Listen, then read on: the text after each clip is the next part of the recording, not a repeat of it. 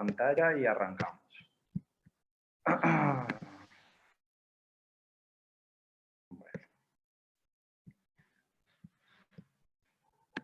Mientras tanto, les recordamos las personas que deseen realizar preguntas durante la ponencia, las consignan en el chat y al final de la ponencia se estarán leyendo las preguntas. Recuerden ir a nuestro Instagram a votar por sus disfraces favoritos. Bueno, buenas noches para todos. Muchas gracias a Lina y a Sandra por lo que nos han mostrado hasta el momento. Hoy yo no vengo disfrazado, vengo acompañado de una bruja, es lo único que me acompaña en este momento, y el fondo en el cual espero que no aparezca nada, mientras vamos a hacer esta pequeña charla sobre la ciencia de lo paranormal. Mi nombre es Sebastián Medina, soy profesor de Histología y Biología del Desarrollo en la Pontificia Universidad Javeriana, y hoy me va a salir un poco de la academia. ¿Listo? Si bien ustedes leyeron que el título de esta charla era La ciencia de lo paranormal, vale la pena cuestionarnos si realmente se puede hablar de una ciencia. De hecho, actualmente se reconocen los eventos paranormales y las experiencias paranormales como ámbito de las pseudociencias, o incluso algunos lo defienden como una protociencia, hasta que se pueda comprobar o detallar bajo el método científico, o los métodos científicos objetivos que tenemos actualmente, si estos eventos que se clasifican como paranormales y las experiencias que hacen parte de este grupo, pues pueden ser cuantificables o pueden ser medibles. ¿Listo?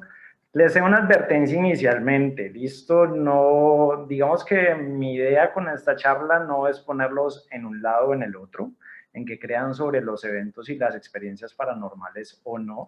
Simplemente utilicemos este espacio para olvidarnos un rato del COVID, ¿listo?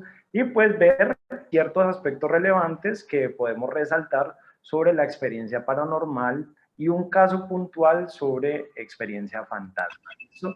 Por lo tanto, el objetivo principal de esta sesión o de esta charla va a corresponder, en un momento que se me bloqueó, a definir qué es el concepto de paranormal y además dar un contexto sobre las perspectivas de lo que podría ser un fantasma y por qué las personas informan que los ven. ¿Listo?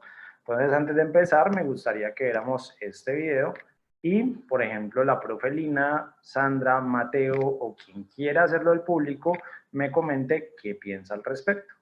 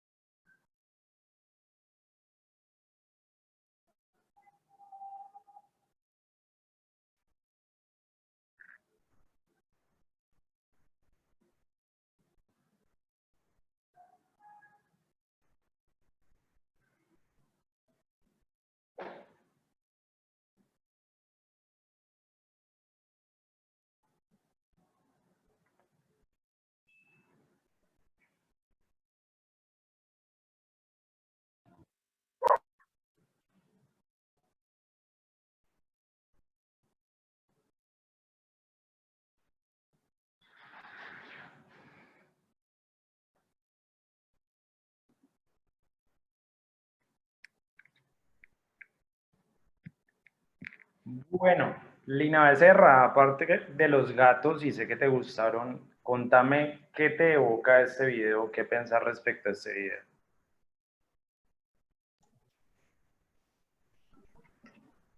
A ver, Estoy como con un poquito de piloerección. ¿Qué es esto? Por Zeus. Yo creo que básicamente el video nos está mostrando mm, algún tipo de experiencia que no puede ser explicada por nuestra lógica científica en este momento, ¿sí? Dice que adiós sueño. ¿Quién hizo ese comentario? Bastante, ¿no? Porque cuando no encontramos explicación lógica o objetiva respecto al fenómeno, tenemos tres alternativas. O no creer en él, por una parte, o creer y tratar de buscar aspectos, asuntos sobre los cuales podamos justificarlo. Sandra, ¿tú qué piensas al respecto? Pues a mí también se me pararon los pelitos todos cuando vi. Sí, yo pienso igual, hay cosas que ocurren a las que uno definitivamente no, pues, no tiene cómo darle una explicación. Uno podría pensar, no sé, digamos, si uno hubiese visto la cámara y las sombras solas, uno dice, ay, bueno, hicieron un montaje, alguien estaba detrás, pero ver el comportamiento de los gatos, pues genera más inquietud y más, digamos, sorpresa y pensar que es algo que desde la lógica uno como que no puede explicarlo bien. Bueno, pero entonces el video nos perturba de cierta manera y a pesar de que trabajemos en ciencia, estemos en la academia, hay eventos sobre los cuales nosotros no nos podemos hacer ajenos y de alguna manera le vamos a buscar explicación. Aquí es donde surge entonces el término de paranormal. ¿Qué definimos como paranormal? De la forma más básica o más sencilla podemos decir que es algo que va más allá de lo normal, pero se puede quedar un poco limitada esta definición debido a que nos queda complicado realmente decir que no es normal. A mí me puede parecer poco normal ver a mis padres en la cama teniendo sexo y eso no es paranormal. Paranormal va a ser algo que yo sobre toda razón lógica no lo pueda explicar. Y el primer uso de esta palabra aparece en 1883, cuando de manera solapada también se encuentra con otros términos, como los términos supernormal o el término supernatural. ¿Listo? Digamos que la forma más precisa, más exacta de definir esta serie de eventos que van más allá de lo normal sería paranormal o supernormal, porque supernatural podría ser una deidad o un demonio o en otra cosa de carácter religioso que nosotros podamos creer.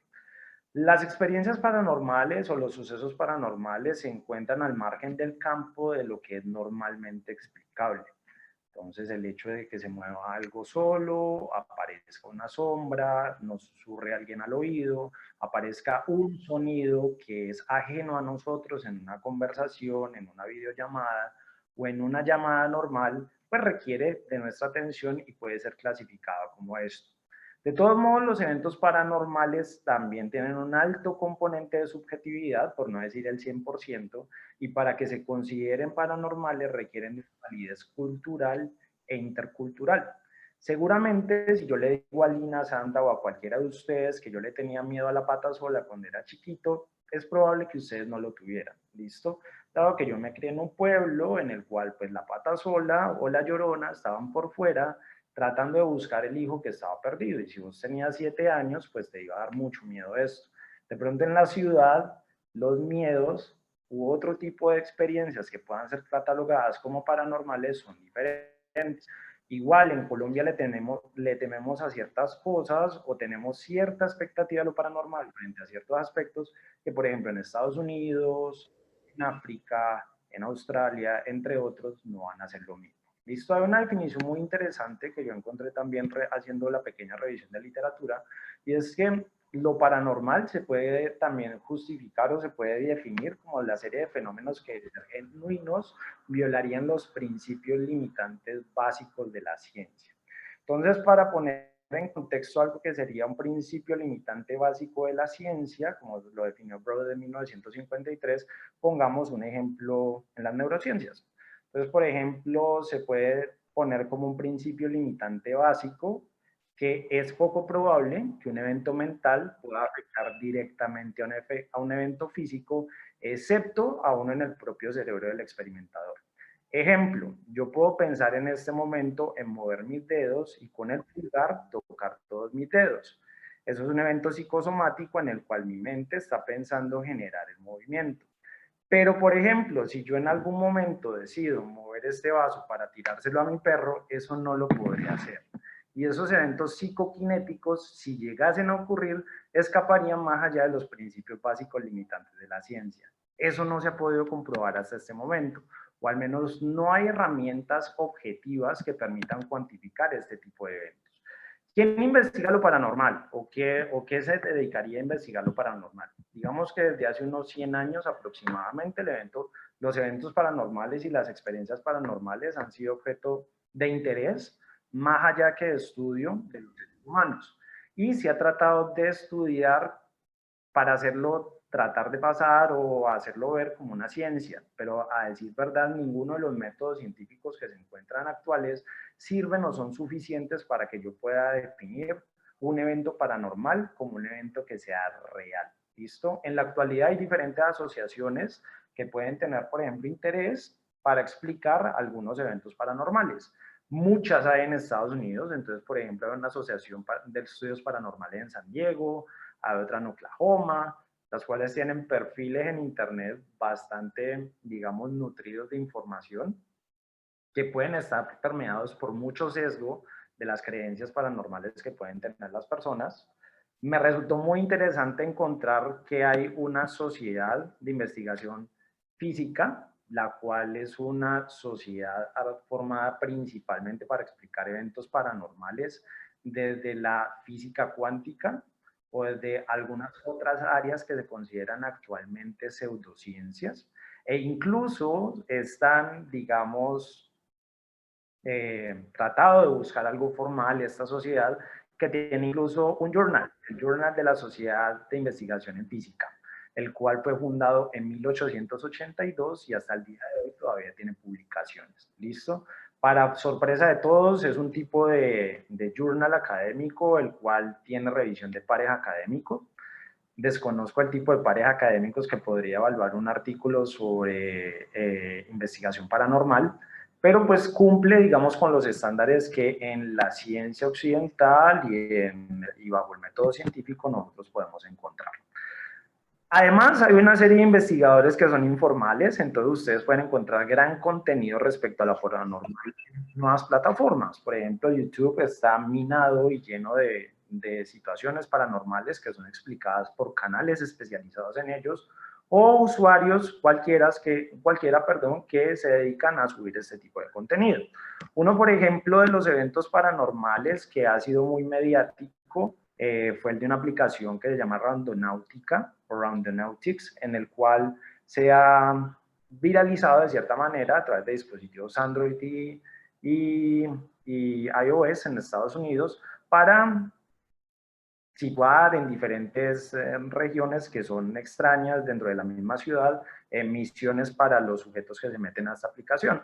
No voy a entrar en detalle al respecto, quien de pronto tenga curiosidad al respecto puede buscarlo en YouTube o en Google. Igualmente TikTok se ha planteado también como una plataforma actualmente en la cual, pues, más allá de hacer bailes, más allá de hacer retos, también se ha establecido una comunidad muy grande de reporte de situaciones paranormales. Digamos que una que actualmente está bastante concurrida, bastante hablada, es un caso de un niño y de una familia que tienen este nombre de perfil, Joshua Luke, en el cual el perfil estaba destinado principalmente al niño, al hijo de una pareja, pero a partir de un evento paranormal que grabó el padre y una serie de eventos que empezaron a suceder en la casa con la materialización de algunos eventos como por ejemplo apariciones, manifestaciones físicas de algo que ellos llaman un ente, empezó a volverse un canal más lanzado hacia lo paranormal. ¿Listo? De todos modos, la investigación actualmente, o lo que se puede mencionar como investigación de paranormal, está bastante atrofiado. Visto algunos, digamos, sectores que se especializaron en el tema paranormal y que tenían también publicaciones de carácter científico en lo paranormal, han cerrado notablemente en los últimos 20 años, porque hay poca gente que cree en estos sectores y también hay poca demanda al respecto. Lo paranormal no se puede considerar o no se puede catalogar nada más dentro de una simple categoría, porque lo paranormal y las experiencias paranormales son un sistema de creencias multidimensionales. ¿Listo? Yo no puedo decir que solo los fantasmas son paranormales, las psicofonías son paranormales, no.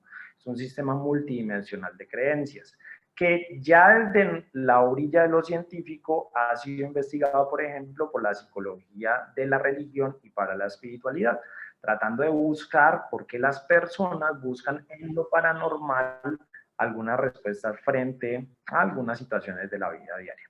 El apogeo de la investigación paranormal y, digamos, el pico de esta aparentemente surgió entre la Primera y la Segunda Guerra Mundial, cuando diferentes autores como Uchiha, Gilia, que eran algunos eran físicos, algunos eran psicólogos, otros médicos neuropsiquiatras, trataban de explicar el fenómeno paranormal o incluso también el punto de psicoquinesis desde una forma más objetiva.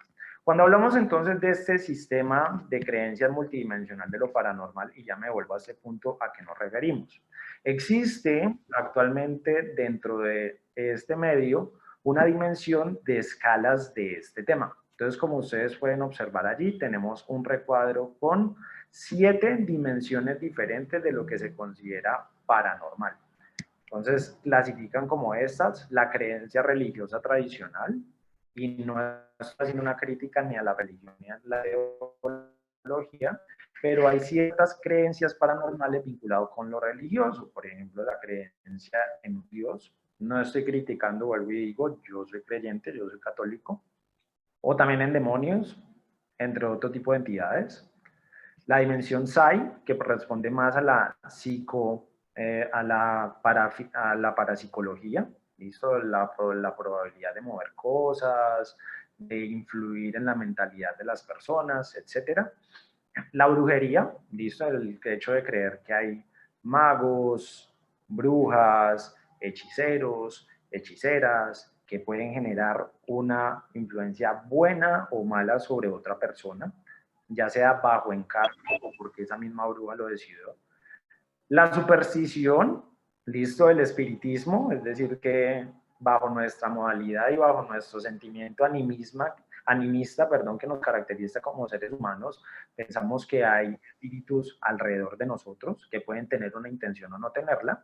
Las formas de vida extraordinaria, como seres míticos, mitológicos o mágicos, como duendes, elfos, hadas, extraterrestres, y todo lo que viene siendo la experiencia OVNI, y la precognición, que digamos que es un tema que requiere otro tipo de abordaje debido a que la precognición ya se basa más en la posibilidad de ir hacia el futuro. ¿Listo? De si puedo antecederme a eventos futuros, si puedo creer qué le puede pasar en el futuro a alguien, y si esa precognición se hace en un estado de alerta o si se hace a través del sueño.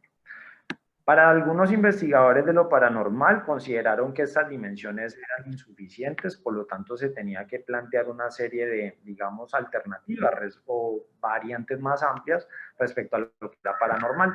Entonces ustedes ven al lado derecho una escala de creencias paranormales revisadas, sobre las cuales entonces ustedes pueden ver que hay 26 categorías, algunas de ellas asociadas a estas 7 dimensiones.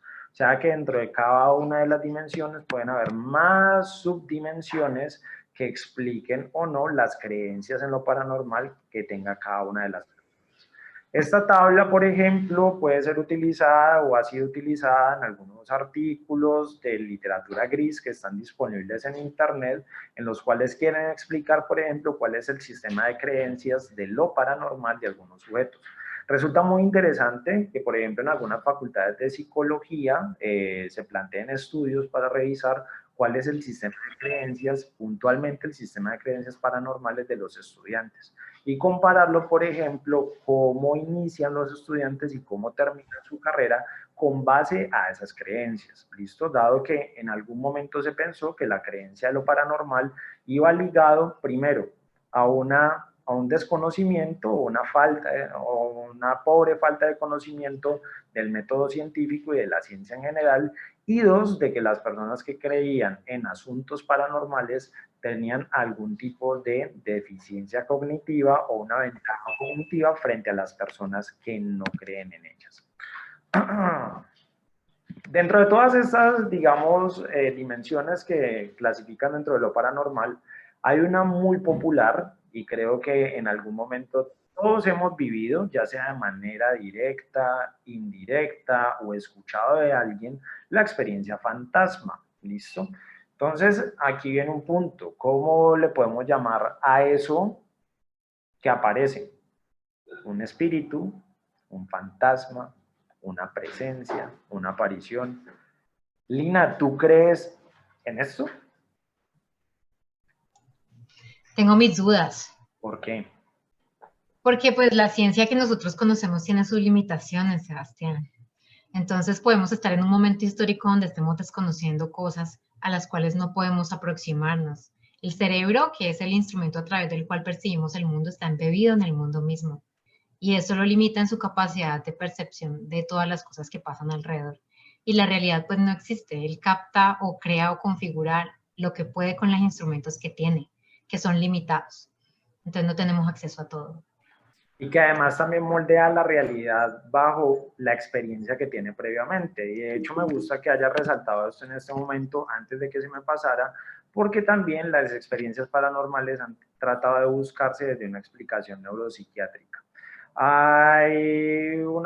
Hice una pequeña búsqueda en la literatura para ver qué pasaba desde este punto con las experiencias paranormales. Hay un primer artículo que ustedes lo ven acá en 2001, publicado por este neurólogo llamado Michael Persinger, en el cual explica las experiencias paranormales desde el punto de vista neuropsiquiátrico. Define las experiencias paranormales como aquellas experiencias que están frecuentemente dominadas por una presencia que es sentida, es decir, que la persona que la reporta dice que percibe que alguien está en su habitación, está en su entorno, perdón, o que lo está viendo. Como un segundo punto, parecen implicar la adquisición de información desde una distancia más allá que la normal, que es la que obtienen los sentidos clásicos, algo que se podría llamar el pálpito. Y una tercera es que implican distorsiones en el tiempo físico, puedan implicar distorsiones en este tiempo físico. A través de este artículo, el doctor Persinger trató de explicar a través de las influencias que se le puede generar en el lóbulo temporal, a partir de frecuencias de onda diferentes, cambios en la percepción que podrían existir sobre lo real o no real en diferentes momentos del día, puntualmente entre el parámetro de las 2 de la mañana y las 4 de la mañana. Y cómo esos cambios en ondas que podían influenciar el temporal llevaban a que estas personas o las personas que tenían experiencias paranormales y las reportaban podían realmente estar influenciados por un medio físico, más no que realmente algo estuviera pasando o algo se estuviera viendo. Este doctor, Michael Persinger, trató de explicar este fenómeno no solo en la presencia de espíritus, por ejemplo, el famoso espíritu de las 3 de la mañana que nosotros sentimos en el cuarto, sino también en los avistamientos ovni o en las experiencias paranormales ligadas a lo extraterrestre. ¿Listo? Volviendo a este punto, me voy nuevamente con Sandra. Sandra, ¿tú qué piensas al respecto de la experiencia fantasma? Bueno, pues realmente yo creo que hay situaciones que uno no puede explicar. Estoy de acuerdo contigo que todos hemos tenido en algún momento una experiencia que nos enfrenta a este tipo de pues, elementos, fantasma, espíritu, y pues realmente uno a veces se cuestiona si es una alucinación, si es algo que pareció, porque uno siempre quiere buscar la explicación desde lo racional. Pero nuevamente vuelvo e insisto en que hay cosas que definitivamente no tienen una explicación racional y que pues posiblemente sí estén, como dice Lina, de pronto nuestros sentidos todavía son muy limitados y no nos permiten percibir algunas posibles, no sé, dimensiones que puedan estar intercalándose con la nuestra, alguna forma de energía diferente a la energía física que podemos ver. Y en algunos momentos, no sé, que pueda haber extrema sensibilidad o que esas energías puedan, digamos, expresarse de una mejor manera, es cuando tenemos como el encuentro. Eso es como lo que yo puedo pensar. Entonces puede haber digamos, un consenso entre un momento del espacio específico en el cual esa energía esté y que yo tenga la sensibilidad para medirla. Cuando uno busca más o menos de la historia fantasma y lo que se considera un fantasma, la primera idea que se concibe, o al menos está reportada en algo escrito, es que un fantasma es una idea precientífica de un ser humano muerto en una forma duplicada de un cuerpo humano. O sea, un fantasma implica que alguien estuvo muerto y que se materializó en algo que podemos observar, ya sea como una luz o que tenga un cuerpo humano. Pero no necesariamente un fantasma o una presencia puede significar de que algo sea muerto. ¿Listo? Por ejemplo, hay también parte de esta investigación que señaló que dice que es un fantasma o una presencia puede ser una manifestación de energía personal persistente, es decir, puede ser la huella energética o lo que declararíamos como huella energética de un sujeto que tuvo una intención en algún momento, sea que éste esté muerto o no. Por lo tanto, la concepción contemporánea que puede existir respecto a lo que puede ser un fantasma es que un fantasma es una presencia espiritual activa y sensible. ¿Listo? Aquí, digamos, con esto se parte en dos ramas cómo puede ser la experiencia fantasma, lo que está definido como allá. Primero es las formas que puede adquirir.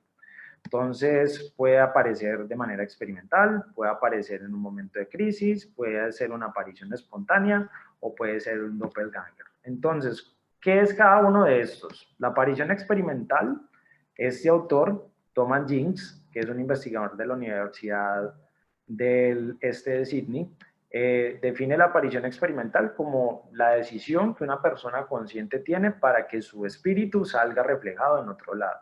Esto es raro, ¿listo? Suena bastante descabellado, bastante loco escuchar eso. La segunda que él describe es la aparición de crisis. ¿Y qué es la aparición de crisis? Fue reportado inicialmente por un filósofo llamado Nando Fodor, en el cual la aparición de crisis se establece como un momento de alta intensidad emocional que lleva a que a partir de una necesidad la energía o el espíritu de una persona suceda o se presente como una apariencia en otro. ¿Listo? Esos momentos de alta intensidad pueden ser, por ejemplo, una situación dolorosa, una enfermedad catastrófica, un accidente de tránsito o estar en situaciones al borde de la muerte. Es probable que en algún momento alguien aquí en este auditorio haya escuchado como que no, es que yo saludé a mi papá o saludé a mi mamá, yo la vi a lo lejos, ella me estaba saludando y cuando la llamé ella simplemente estaba en la casa sentada, ¿listo? O también la experiencia de algunas personas que nos pueden decir, no, es que antes de que mi mamá o mi papá se muriera, yo sentí el aroma de ella en el momento en que yo estaba trabajando en mi oficina. Eso, por ejemplo, puede ser las apariciones en crisis. Apariciones espontáneas las menciona el autor, como por ejemplo aquellas que no tienen ninguna intención, es decir, ni hay dolor, ni hay un momento de intensidad, ni la persona tiene la intención de reflejarse, sino que simplemente sucede. ¿Listo? Y esto podría tener relación con lo que menciona Sandra, de esos momentos en los cuales uno pueda tener alta sensibilidad, ya sea para reflejarse como una aparición o simplemente para poderlas observar. O algo, digamos, que es mucho más, está mucho más insertado en la cultura popular, que son los doppelgangers, ¿listo? Que es básicamente un doble físico con el cual uno puede tener una presentación o verlo, ¿listo? Doppelgangers que uno vea dentro de las historias populares que están descritas en internet aparecen en los años 1892, 1893, pero aparentemente la modernidad nos ha quitado la posibilidad de que este tipo de fenómenos se reporten. ¿Listo? Un fantasma, o lo que se defina como lo que sea un fantasma, puede ser un conocido, puede ser un desconocido, puede ser un una energía residual o puede ser una persona moribunda. Entonces, las personas que usualmente han hecho avistamientos o han tenido algo que se pueda clasificar como una experiencia paranormal, reportan usualmente que estos tienen forma, que se pueden mover de cierta manera como un hombre, como una mujer, puede adquirir aspectos de estos, etc. Se liga muchas veces con la experiencia previa a lo que se ve. Me explico, yo puedo ver una sombra de lejos y a esa sombra yo adaptarle forma y adaptarle intención, sin que necesariamente lo que yo esté viendo en ese momento sea real o no. Este libro, que se llama Perspectivas psicológicas de la realidad, la conciencia y las experiencias paranormales, trata toda la experiencia paranormal desde un punto de vista lo más objetivo posible a partir de un relato, que es este relato de Tom. Entonces me va a permitir leer este relato rápidamente.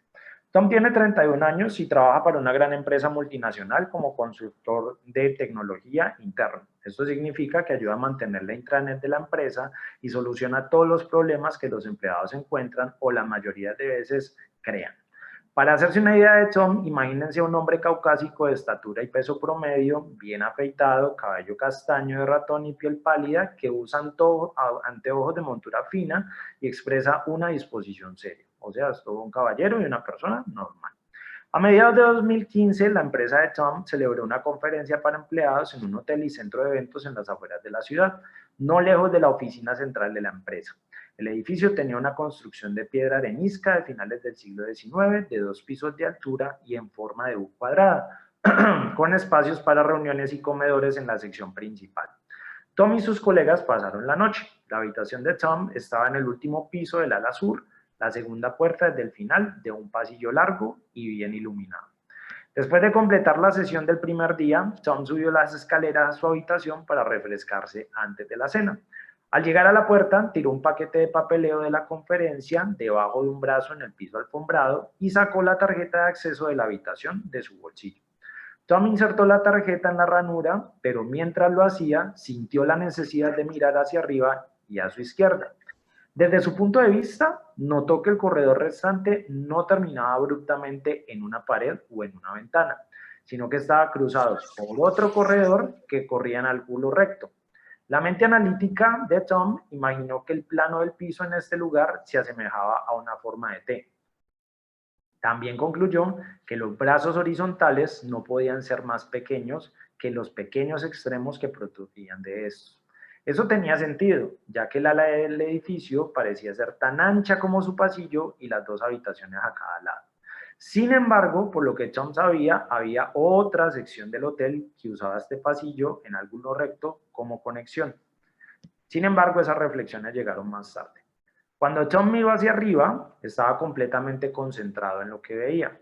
Para su sorpresa, era un hombre que cruzaba velozmente la brecha, viajando de izquierda a derecha en el corredor. Al menos Tom asumió que la figura era masculina porque la postura y el estilo de caminar parecían masculinos y parecía llevar pantalones oscuros y una chaqueta oscura. El rostro de perfil estaba pálido y bien afeitado y el pelo corto y negro.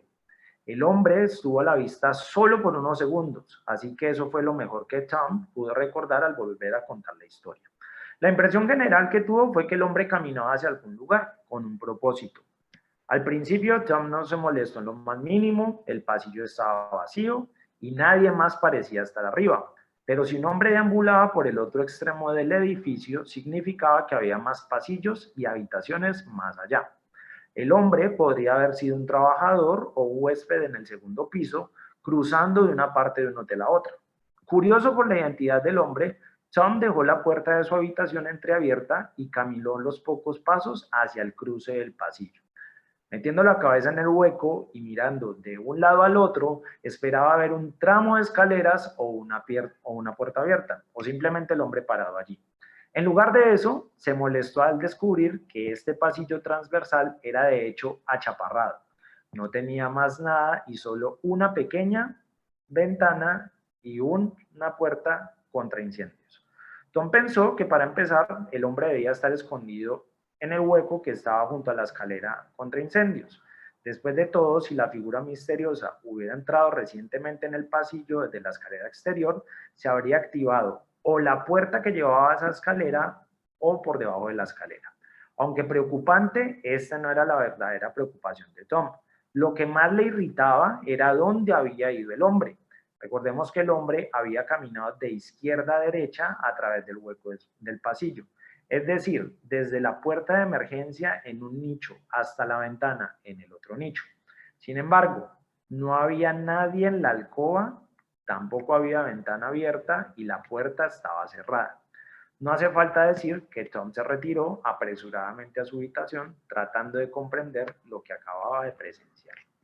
¿Qué significa esto? Lo que Tom reporta es que vio a alguien, ¿listo? Le dio figura de hombre, ese hombre tenía ciertas características y caminaba con una intención. ¿Se puede clasificar o no esto como un fantasma?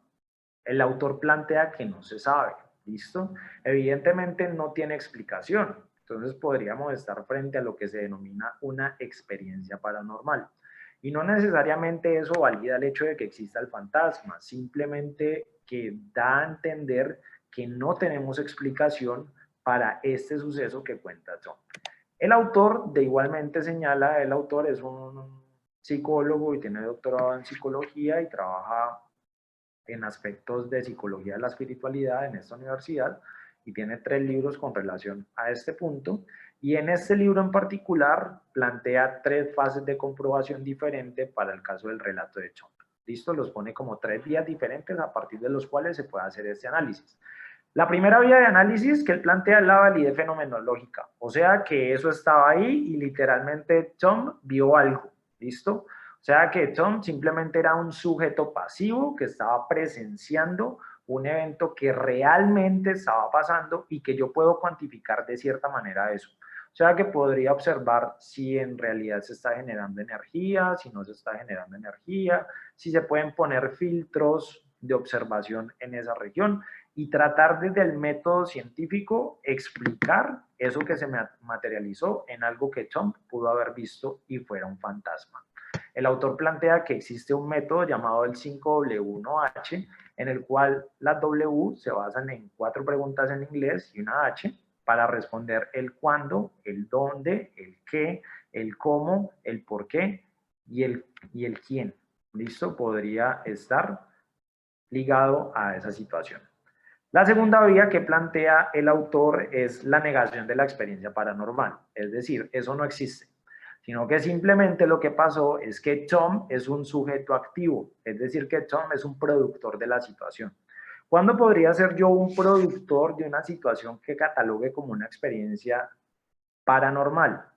Cuando, por ejemplo, yo estoy bajo el efecto de sustancias psicoactivas o estoy bajo el efecto de un psicodélico, planteemos uno LSD, la cual es una sustancia que evidentemente tiene actividad sobre el sistema nervioso central y puede generar alucinaciones.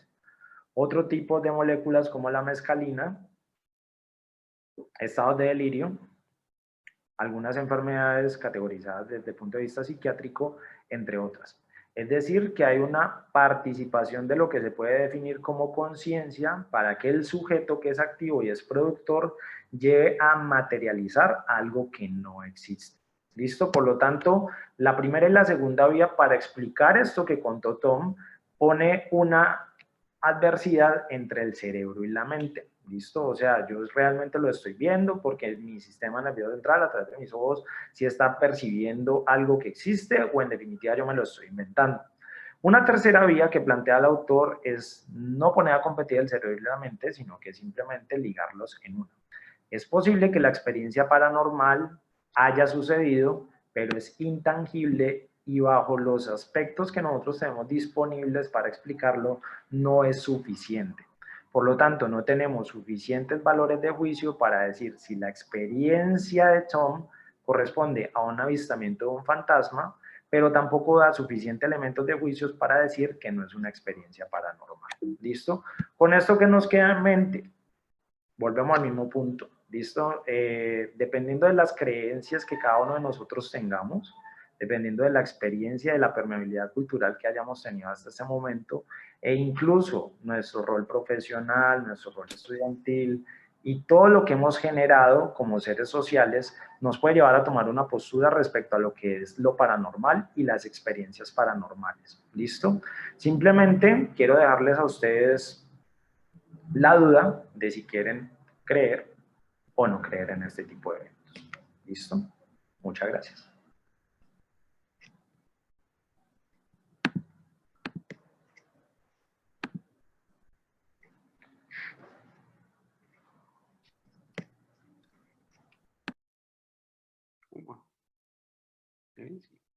Excelente, doctor. Micrófono.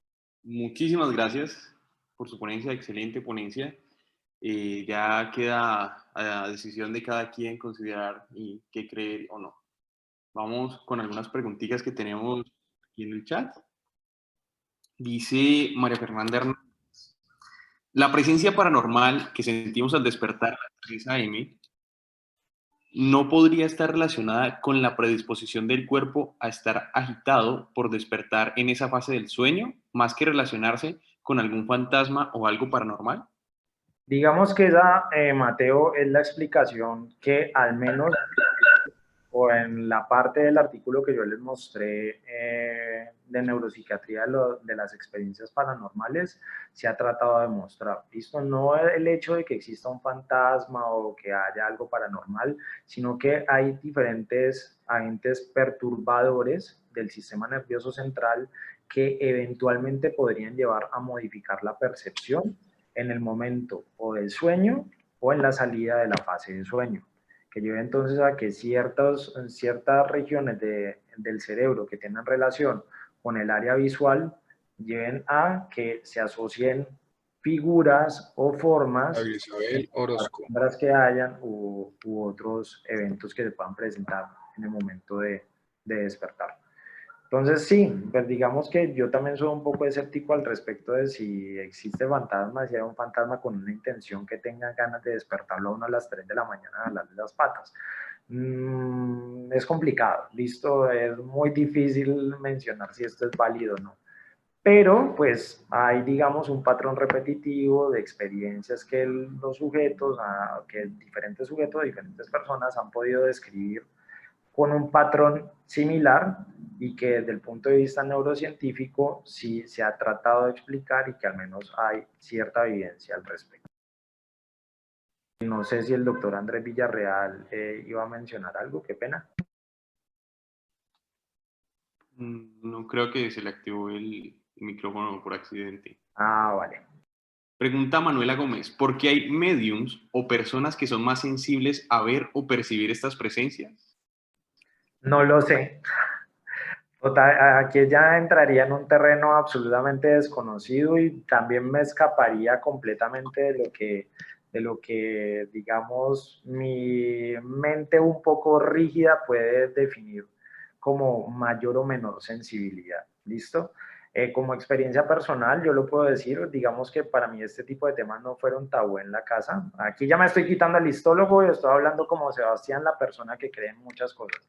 Pues no sé, con mi mamá y con mi papá había mucha apertura respecto a este tipo de temas. Mis papás eran profesionales, mi mamá era administradora de empresa y mi papá era abogado. Y pues el tema, digamos, paranormal nunca fue un mito, ni de que en mi mamá, por ejemplo, vi muchas veces casos de mucha sensibilidad o que con mi mamá ambos hacíamos el tarot y nos echábamos runas y leíamos sobre quiromancia, digamos que no era algo que fuera ajeno a nosotros o que fuera algo misterioso para nosotros. No es algo que domine mi vida, ni es algo que condicione las decisiones que yo llevo en mi vida y que eventualmente se podrán demostrar, no sé, ¿listo? Que hay personas que pueden tener una mayor sensibilidad y que esto puede ir ligado a la empatía o algo más paranormal, es probable, pero no tengo la suficiente, digamos, herramientas o elementos de juicio para decir si esto es real o no. Listo, ya como les digo, dije al final de la presentación, ya queda en medio de su sistema de creencias y con todo lo que ustedes tengan como elementos de juicio para considerar si es o no verdad lo de la energía y la mayor sensibilidad de energías. Anabel pregunta: ¿sería posible que una película, ejemplo El Aro, fuera el detonante de cuestiones psiquiátricas? ¿Hay casos reportados? Aquí ya le cedo la palabra a Lina porque creo que esto es un terreno más para Lina que para mí. Pero yo creo que yo no he leído reportes, ¿no? No tengo idea de qué está reportado en la literatura. Lo que yo pensaría es que cuando algo es un detonante es porque antes hay una personalidad premórbida. O sea, debe haber una historia detrás de la persona que es susceptible a que esto se le convierta en un disparador de una manifestación de una alteración mental. Entonces yo creo que se trata más de eso, más de la vulnerabilidad selectiva o la susceptibilidad que uno pueda tener por sus rasgos en relación con el desarrollo de una alteración mental.